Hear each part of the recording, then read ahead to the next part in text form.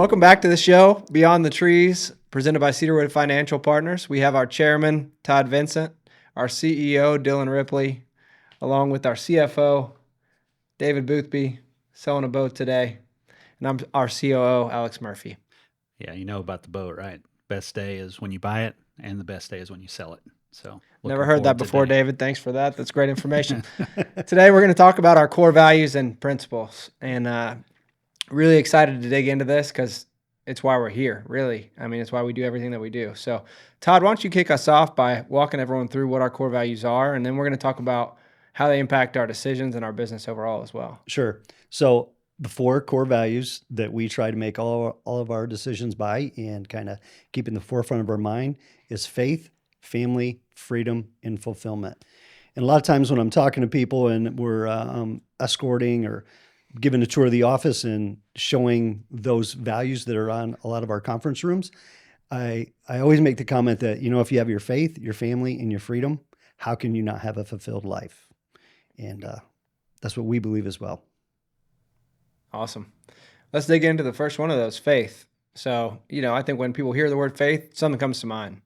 But to us, it may be something different. To a lot of people, it is. So, Dylan, why don't you walk us through what our explanation of what faith is, and then we can dig into what it really means to us. Yeah.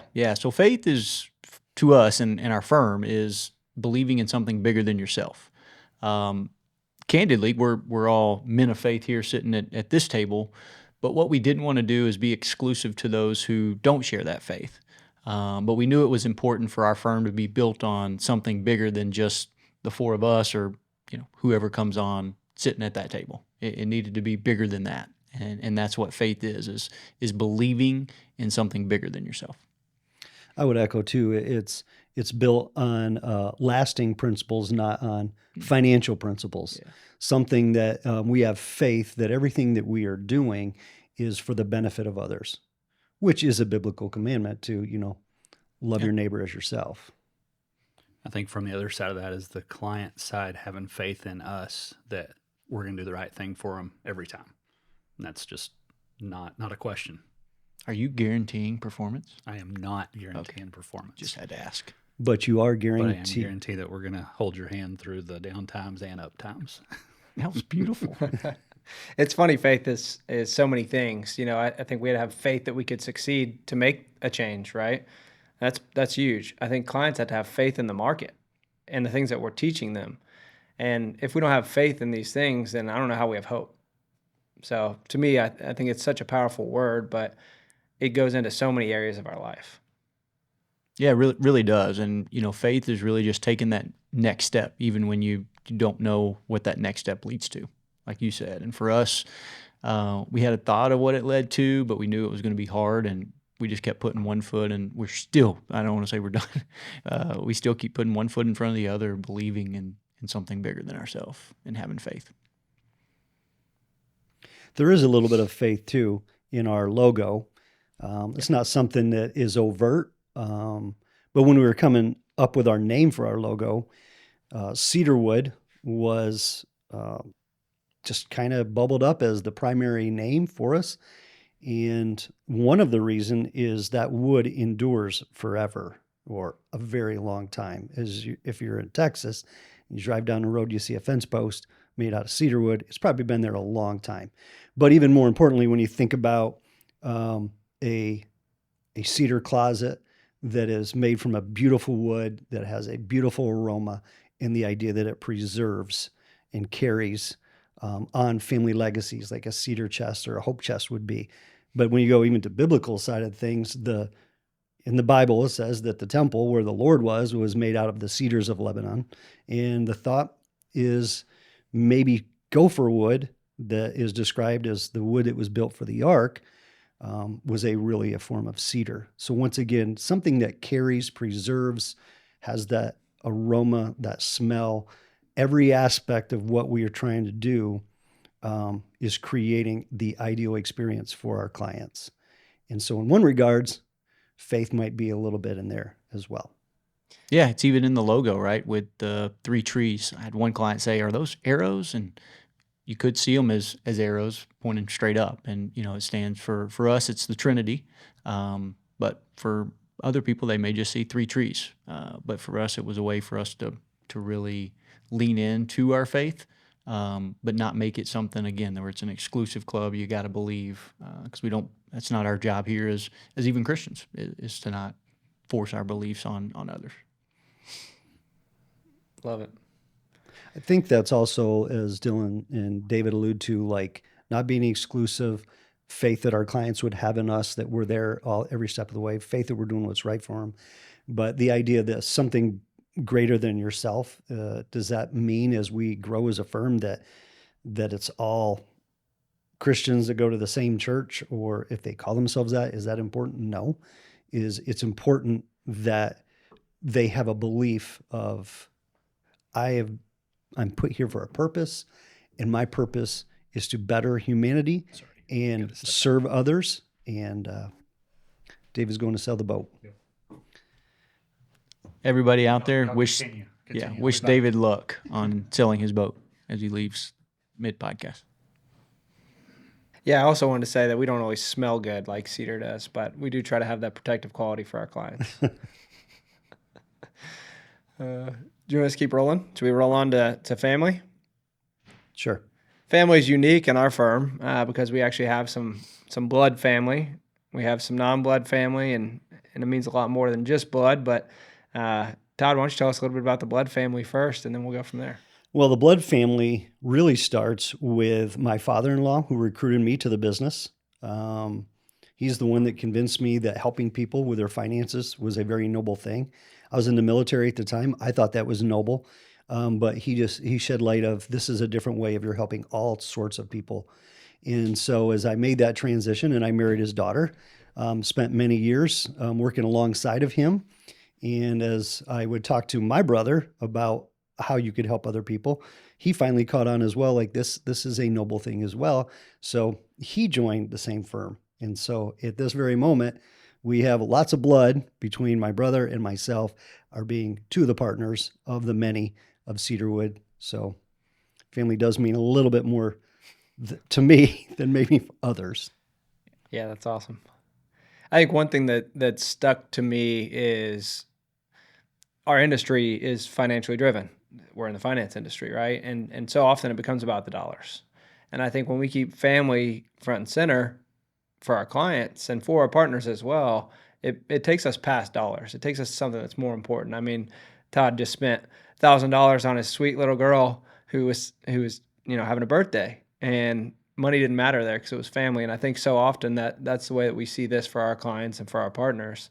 One thing Troy said, Todd's brother, early on that stuck with me is he said, my belly and my backbone aren't getting close together. So I'm going to keep trying to make it responsible for my clients and affordable for my clients to work with me. I thought that was pretty noble. Yeah, I mean, family it's blood, but then you have people that are like family that aren't blood, right? I mean, we all do in life, not just here at this table in our firm. People in life have friends that are like family. And what that is it's a feeling that person that you call family, whether they're blood or not, you can count on them, right? You can count on them to be there through life's moments, right? Sometimes those are good moments where you celebrate together. Sometimes those are not so good moments that you have to walk through, whether it's, death, divorce, illness, whatever it is, those dark moments. That's when family, I think, really means the most, is getting through that. But it's also really, really fun to have family to celebrate life's victories with. And that's what we want to stand for, whether you're blood or not. You're a part of the Cedarwood family, and through the highs, we're going to celebrate like nobody else, and through the lows, we're going to walk with you through that valley too. Sure.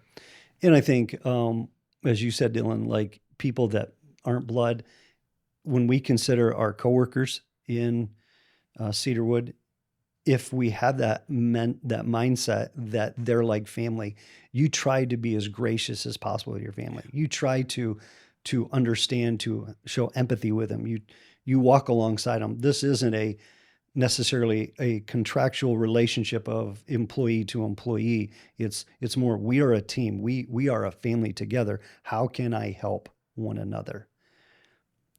From the client side, of all the years that I've been doing this, most of my clients family is part of the discussion, whether it's supporting their family, whether it's leaving a legacy for their family. That's the other side of this whole coin, is to say our clients are like our family and their families, and how can we have generational impact for our clients? Like that. Yeah, I love that. And I think that echoes for partners too. It's how do we build something together that makes an impact on the world that also leaves a legacy for our families? Sure. If you think about corporate America in general, if you work somewhere and you have colleagues, you don't hold your colleagues to the same standard you would a family member or somebody that you view as family. So I think that's something I really like about this too, is like, I know that Alex and Todd and the rest of the firm, they're counting on me to do my very best every single day. And if I don't do that, I'm letting them down. And I don't know if there's any more pain than letting a family member down because you didn't try your best. Whereas if it's just a colleague and you just don't care, you don't care as much because they're just a colleague and who cares what they think. But when it's family, it's just different.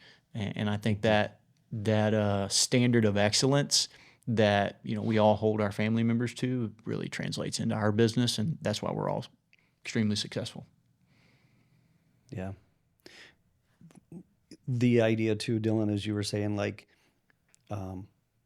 you treat family differently. You love them no matter what. Mm-hmm. Family, you're going to try to sacrifice for them. And if we can get that value communicated and lived out, that by itself would separate us from any other firm that says we are all just on the same ship together. You have your job, I have my job. I can just get off the ship. No, we are actually grabbing the same oar together, and we work together. And I'm just as important, and I need you just as much as you need me, kind of. Yeah, and I mean, results, when you talk about giving your best, that doesn't mean you're going to win every time. We talked about here, there's going to be highs, there's going to be lows, there's going to be successes, there's going to be failures. But no matter what, you continue to love them through it. We even tell our kids every night before they go to bed, it's like, is there anything you can do to make mommy or daddy love you any more? And then is there anything you can do to make us love you any less? And the answer to that question is no, because we're going to love you the same no matter what. And that's what family is. And that's the culture we created here, and it's special. Yeah, that's awesome. That's awesome. I'm going to steal that one. And I think, as we move on to freedom, again, I think a lot of people hear the word freedom, you think of America. I mean, that's what I think of first thing, right? I think of America, the military, and what they do for our freedoms. But there's so much more to it. Todd, I know this is personally one of your favorite core values. I hear you use the word freedom a lot, probably more than anybody. So why don't you kick us off on freedom? Well, obviously that's a very big, broad term that could apply in so many ways to our business or in life. Like you say, freedom, and you think military. Okay, so if we think in our business, let's take one aspect to say the freedom to create a business model, structure, marketing, whatever, that I want to create because this is my life's work.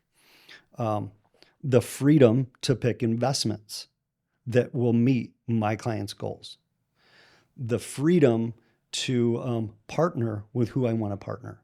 The freedom to choose someday who's going to take over my book. The freedom to sell my book to whoever I want to.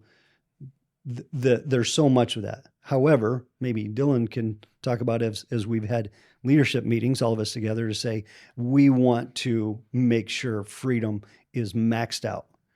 However, freedom has some limitations, and when we bump up against what we need to do, and it might violate our value of freedom, how do we handle such things? Yeah, it's a delicate conversation, right? Because when you say you're a firm built on freedom, but then you have to tell somebody, hey, you actually can't do that, which I don't know. Have we had that yet? Well, we've talked about we've scenarios. Talked about, but I don't think we've had one come up yet, no. Which is good.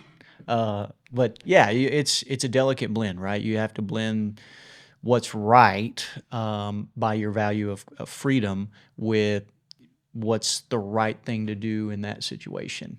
And we've truly talked through these scenarios Scenarios? Either way. Alex is our English guy.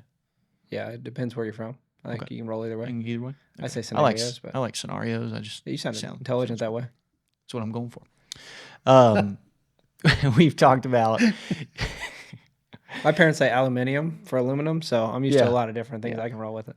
We try not to be a firm of no. Okay, we try not to be a firm of no. We try to say what are you trying to solve and how can we get there without violating freedom, but also doing it the right way.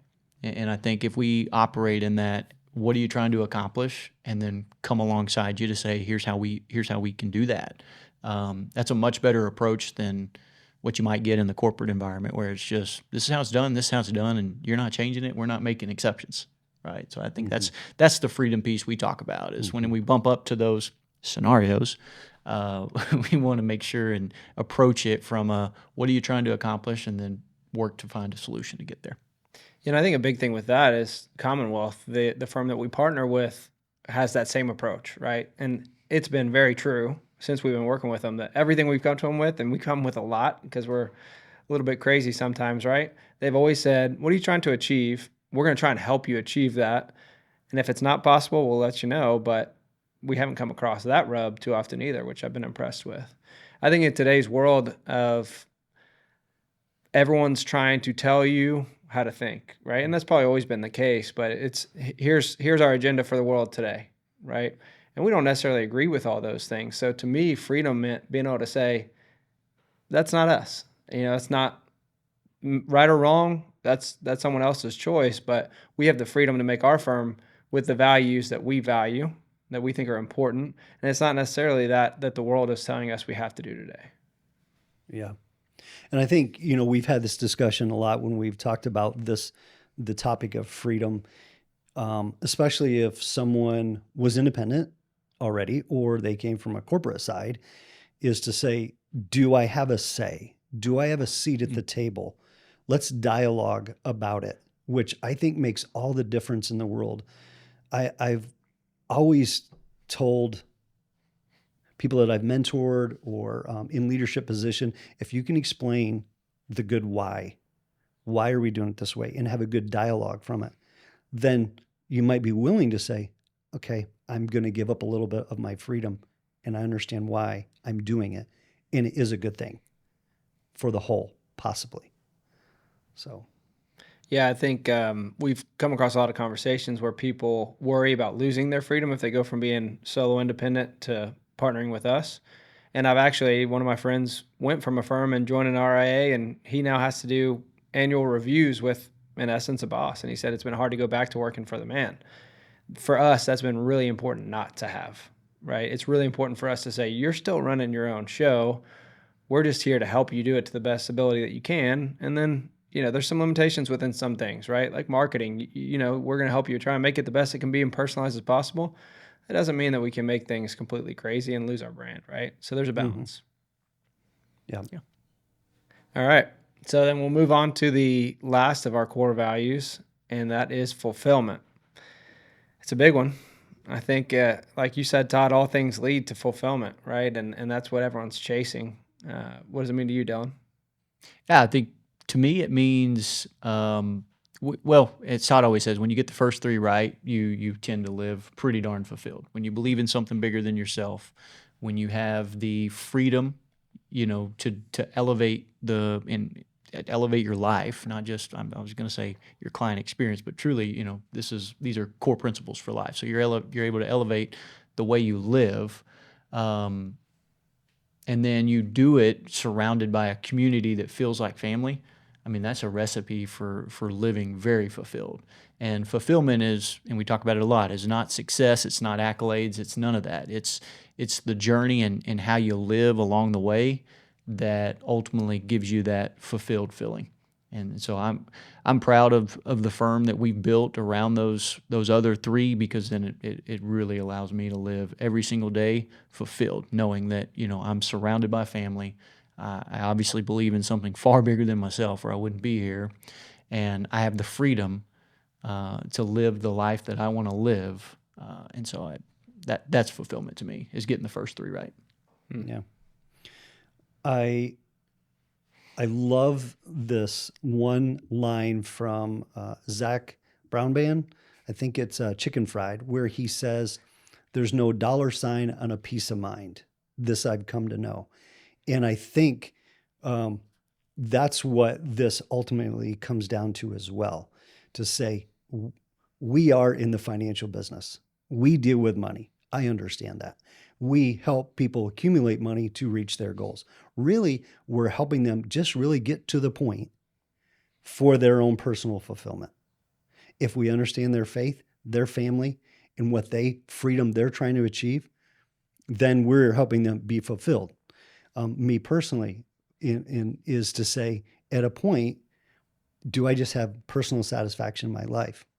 So I think with that attitude that we're here with all those first three core values to say, at the end of the day, there is no dollar sign on a peace of mind. That is what we're trying to accomplish. Think there still be dollars there? Yes, but that's not necessarily objective one. You know, we're talking about the dollars and the money not being important as the money guy had to step out of the conversation. As he sold a boat for the same price he bought it after 20 years. Convenient timing. I didn't expect to hear a chicken fried quote today, but love hearing it. I think for me, fulfillment was something that I really struggled with before. Started in the industry when I was 24, 10 years at one firm, set goals, achieved them, set new goals, achieved them. And I remember I had a business coach that said, how do you feel? You hit that next goal, you hit that next achievement. And I said, nah, I don't know. It's all right. I'm supposed to do it. I truly feel like God has blessed me with abilities to achieve certain things. And so for me, I never felt fulfilled by those things. It was just like, yeah, I'm doing what I'm supposed to be doing, right? And whatever that is. And so for me, that was a big part of wanting to do my own thing and change and look for more, was to say, how do I stretch myself? And then when you align the values, and the longer we've been doing this, the more I think about those other three things. And I think, all right, am I doing a good job for my family? Am I doing a good job with my faith? And am I helping my clients with whatever they believe in and staying strong in that? And then, do we have freedom? And how are we maximizing the freedom and within our partnership to make other people feel fulfilled? And all those things are driving me closer and closer to feeling more fulfilled. I think, I feel more fulfilled every day, but it was definitely a hole for me before. It was just like, well, I'm supposed to be successful. Great. Yeah. When am I supposed to feel fulfilled? Like, is there an end zone here? Like, do I score a touchdown? Mm-hmm. I don't know when that comes. Yeah, there's really not. Using that analogy, the fulfillment is between the hashes, right? It's from the 1 yard line to the 1 yard line. That's for me is where fulfillment is. The end zone is just the end zone. That's the result of everything else. But the fulfillment comes in going to battle, like using the football analogy. Like when you played, the fun part wasn't, well, winning is fun. I'm not going to say winning isn't fun. It's fun. I love winning. But really the fun part was, getting to chop it up with your buddies during film session about that one play where he got whacked across and then he came back and the next play he did the whacking, right? Those are the fun, that's the fun part. So yeah, it's really between the hashes and the yard lines. Yeah. No doubt. For anybody who's out there maybe listening to this podcast, if there's any, I might challenge them to think back to say, or ask themselves the question, do I feel fulfilled? And if the answer is no, maybe look to the first three core values that we have to say, are any of those not in alignment? Like, is there something there? And if you say, well, gosh, I feel like I have strong faith. I feel like my family's good. I feel like I have freedom, but I'm not fulfilled. Ask more questions. Well, why is that?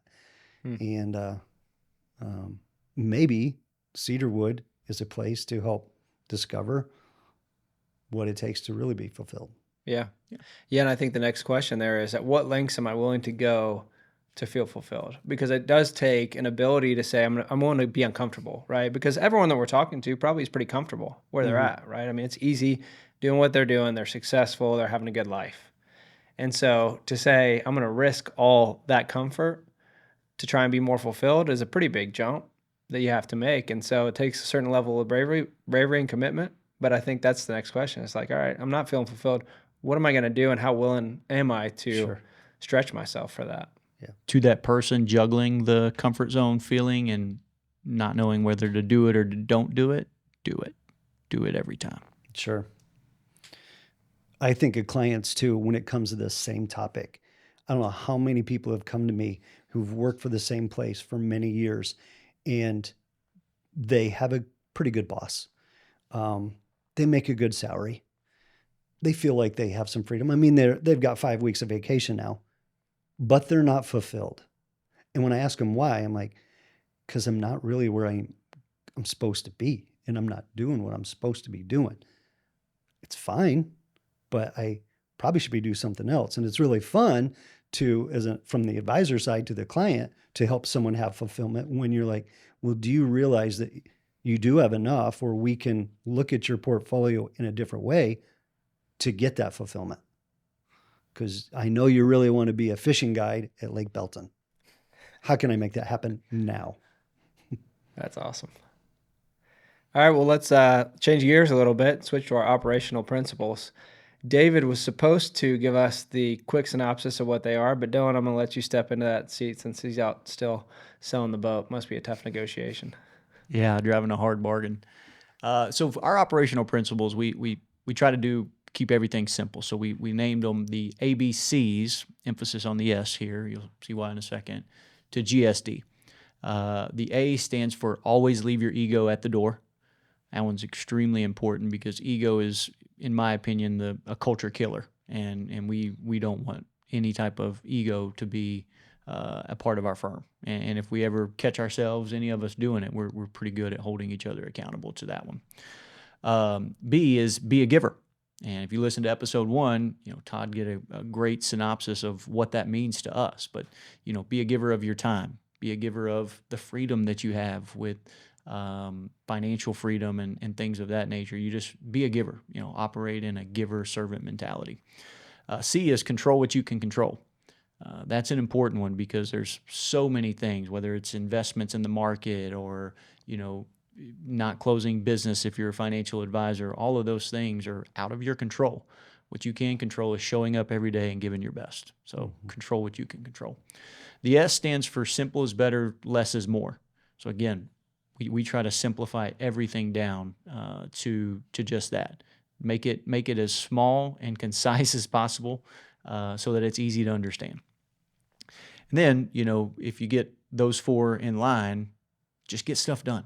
There's another term for it, GSD. I'll let you fill in the blank with that, but just get stuff done. And that's what I love about our firm is we are full of folks from staff to partners that just get stuff done. They are all in all the time wanting to get stuff done. And I think that's something you really can't coach. You can develop that over time through habits, but our people just got it, right? Our people just got it, and I'm thankful for that. Mm-hmm. So let's go in reverse here a little bit, and let's start with the S. Why don't you dig in a little bit on simple is better and why that's so important to us? Everything we do, we try to say, is this complicated? Can anybody understand this? Can it be expressed in a picture? Would probably be the best way to describe what we try to do. So from how do we get paid? How do we share expenses? How do we have a procedure? How do we write this partnership agreement? Is it getting too complicated? How do we need to back up and make it more simple? Nothing we do should be confusing, and you have to, read a 3-page document to figure out what to say. Yeah, I think at times it feels ironic because we get into the weeds. I don't want that to be lost here, and that we do make things simple. Like, we get into the weeds so far that almost every decision we end up making, we get into the weeds and then we say, all right, now it's way too complex. Let's pull it back. Mm-hmm. Yeah, it's the whole, if it's not broke, break it, and then break it again and fix it again and fix it again and fix it again until you get to where it needs to be. Okay. Pause. The man is back. and we're going to put a pause in the episode here and talk about the boat sale. We got all the finance done. So do you have a big check in your wallet right now? It's in my pickup, yes. In your pickup. Cash, Okay, so cash, if baby, you are cash. listening to this and you are near Austin Avenue, by the time you listen to this, he will be long gone. But that check is in his truck if you want to find your way to it. It's cash. Oh, it's cash. Cash. That's even better for you. That actually may be pretty good for me too. Welcome back, David. Thanks. Welcome Did I back. get everything, all the problems of the world solved? We're on the C here. Cedarwood Cares. Cedarwood cares. Double C, C squared. Yeah, C squared. So we're gonna put you on the spot. What does control what you can control mean to you? Especially in this industry, we can't control when the chairman of the Fed announces something. My phone doesn't ring his phone, so I can't control that at all. Yet. But yet, yeah, he'll know who Cedarwood is. But yeah, I think it means that you can control what you control. You can control quality. We know we can put quality investments in somebody's plan. We can control to an extent their plan. Right? There's some ownership on them to follow through with what we talk about. But we can control what that plan looks like and how it tracks, and we can put some parameters in of what those things that we can't control. We can have some buffer or some ups and downs of what that looks like within a certain bandwidth, but we can't control the market. We can't control other things in the business. We can't control what FINRA does with the business in the future, and we just got to pivot and make adjustments and keep on rolling. Yeah, I always draw a diagram for clients. It's two circles. One is what matters, and one is what you can control, and they overlap. And I put I scribble in the overlapping piece, and I say, this is where we want to live. We want to live at the center of what matters most to you and what you can control. And I think that's just a great way to live life. Don't focus as much on all those outside variables. It's hard in this world we live in, right? It's polarized. Social media, the news outlets, 24/7 news is a crazy thing, and they've got to drive clicks somehow. The only way to do that is to strike emotion. And typically we don't watch the news when we're happy. It's when we're fearful. And so that's what those things that are out of our control try to do, is they just try to put us into a state of fear. And if you go back to our core values, one of them is faith. Just fall back on your faith and focus on what you can control and what matters most, and you'll be just fine. So as it relates to a little bit of this podcast as well, and you can control where you work. You actually can control that. You can control the software, the planning, the design of your office. There actually is a lot you can control as it relates to building this business. I'm going to say it again. Your life's work, you have lots of control in. The effort you put in, the attitude you bring, the way you treat people, the number of calls you make for a rookie. There's so many things that we can control, and we strive to say, control the things we can with excellence and efficiency. And I think that's what we've really tried to instill and put into practice with everything we've done and will do. Yeah. Amen, brother. We live in a world where anxiety is higher than ever. I mean, according to the statistics I come across, it's so high. And Did you get that from Wikipedia? isn't that the most reliable source out there? That's what they say. Yeah. So, I think so much of that comes from we've made mistakes and we wish we could change them, and we have anxiety about that, or we don't know what's coming and we don't have control over that and we have anxiety over that. And if you're worried about those two things, you're generally not being very efficient. It's paralysis by analysis in the moment, right? Mm-hmm. And so if we're where our feet are at all times and we can just focus on what we can control, we're moving forward. And it won't be the perfect direction, right? Just realistically. And if we're trying to be perfect, then we're not going to achieve anything. And so to me, that's why it's so important that we just focus on controlling what we can control in this exact moment. And then we'll move forward one way or another. We'll make a mistake and we'll correct, right? But it's pretty important overall. All right, so we're going to move back to be a giver. I I'll kick this one off actually, because I think it's interesting to note that we all, to some degree, have been givers since we started this firm. Every partner at our firm was a giver. We went 6 months without a paycheck. That's something, and We better put a caveat. If you join Cedarwood, you will not go 6 months without a paycheck. that's what I was going to say. Nobody will ever do that again for our firm, Right. right? So Todd, you want to emphasize that? That will not happen again, Again, ever. everybody will get paid. it's done. We'll get paid. It's done. But, that's a small part of being a giver. And I think overall, you've seen, the sacrifices that I've seen you all make, giving your time, giving money, giving up things over the last year, 2 years, has been sensational. Why? Why do you think being a giver is important to you? Why do you think it's important for our firm to emphasize that? For me, it's because I'm not here for myself. There's a purpose for my life, and it's far bigger than who I am. And so I've been blessed with a lot of abilities, I guess you could say, and ability to do certain things. And I just want to make sure I give all of that back. I think with this group, it's even not just with Cedarwood, but in our nature, in our DNA, because even in our previous job, we were all givers of our time to different leadership activities. Those were all volunteer positions. And every one of us that we're a part of Cedarwood today are, givers in that part of it too. We need pause possibly. There's a tornado issued for McLennan County. Oh, Gosh. great. Did you get that alert, Paul? What did you say? There's Tornado. a tornado warning issued for here. Let's see. You got a shelter anywhere close? Well, we got a basement. Okay. Okay. We are safe.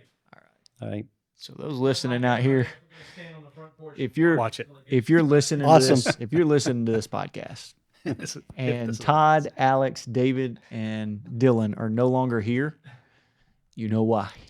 There's a tornado close. Todd's Hey. about to dive in and talk about why. No, being a giver but is that important. would put a twist on the podcast. Oh, we get so many more listens. As long as somebody survived to edit it. somebody Hey, has to survive. that was a pun, twister. Got it. Oh, Got it. wow. That You blew please that use blew that Yeah. blew Please right use that past as you, a blooper. Alex. Use that one as a blooper. That was Yeah. really good. Yeah, it's Blew good. right past you. Yeah. That's a 10 out Okay, of so 10. now let's go back. Your first Sorry. dad joke, terrible. That one, great. Sorry, back to the Oh. seriousness. Where you were Being a you? giver. I think there's lots of examples, the Bible being one, where it talks about, it is better to give than receive. It's to give of yourself to see a smile or a reward or something that someone else truly appreciates and is grateful for. There's a joy, a fulfillment that you get from it that's almost undescribable. So that's one thing. But if you're not a giver and you're on the other side and you're always a taker, how are we gonna move forward? Everybody, it's almost a selfish perspective. And it's just, that's not going to be effective when you're going to have a good community, a good family. That's just not going to work. And so why make that core? Be a giver. No doubt. Always be a giver. Always be a giver is what we talked about previously, and now we're talking about always leave your ego at the door. Gosh, Right. We're flustered. The tornado got us. All right. We're doing good. All right. Always leave your ego at the door. Clear as mud what that means, right? Talk to me about it. Well, I think in the nature of this industry, there's a lot of A-type personalities. There's a lot of people that are go-getters, and kind of what comes with success is possibly a little bit of an ego. And we want to be a firm that doesn't have that. We want the drive, we want the success, but we always want to check our ego. And I think the core values and this leadership team is a good example of, leaving that ego at the door and calling each other on it and calling what it is, and making sure that we're all on the same page there. Yeah, there's a lot of type A advisors. There's a lot of advisors that have reached the peak. We're sitting next to one, right? I mean, Todd is an elite advisor in the industry and has the awards and the accolades to show it. Some will choose to dance on top of that mountain, and some will choose to put their hand down and pick somebody else up to get on that top of that mountain. And so we just want those that will reach down and lift the others up once they're on top, right? Because David said we love success, we love winning, but we also want to make sure at the same breath, like, we're continuing to focus on helping the next one while achieving all of that success. That's true. In this industry, you go to some event where there's lots of financial advisors around, and what are some of the first questions? How many assets under management? What's your gross production? That's not one of our conversations. Who are you? What do you like to do? Tell me what gives you joy and fulfillment in your life. What are you trying to accomplish? So if someone is a $500,000 producer, in using our world and how we like to speak, but they have complete contentment and fulfillment in their life, way to go. Good job. When we get together, leaving the ego at the door is not about what's my production, what's my assets under management, how big is my office, where's my office, what kind of clothes am I wearing. It's more about you as a person. And back to our partnership is you have a seat at the table. Whether you happen to be a producer up here or a producer here or here, if we're a partner, we're together, we're family. We all get a say. Yeah, and we celebrate those successes, like I said, but we also celebrate those that embody the core values. And I think that shows less ego, because that's not necessarily an accolade that reflects your bank account or your trophy case, right? But we want folks who embody the core values more so than we do somebody that just is a really good asset gatherer and has a lot of production. Yeah. Mm-hmm. It's interesting when you look at the most successful empires throughout history, a lot of the times it comes down to a huge ego is what ends up taking it down. Mm-hmm. And so I think just from a business perspective, being able to be humbled and put that ego to the side and focus on what matters is hugely valuable. Yeah, I was actually having a conversation with an advisor earlier this week, and we just were talking for like 45 minutes, and we kind of got close. I had to wrap up. I had to go to a lunch meeting, and I said, hey, we'd love to kind of keep the chat going. And he's like, yeah, because you don't even know what my business looks like. You didn't ask anything about numbers. And I said, well, that's part intentional, part not, because we just I wanted to get to know you as a person, because that's far more important than, if you just produce $1, like, if you're a good person that embodies our core values, then that's what's most important, more so than the numbers. And he was just kind of taken aback by that. But it's who we are. It's our DNA. And it goes back to those core values, right? That faith, the family, the freedom, and then the fulfillment, and all of that. There's no ego in any of it. Love that. Well, I think that puts a beautiful bow on this second podcast of ours. So we'll see you next time.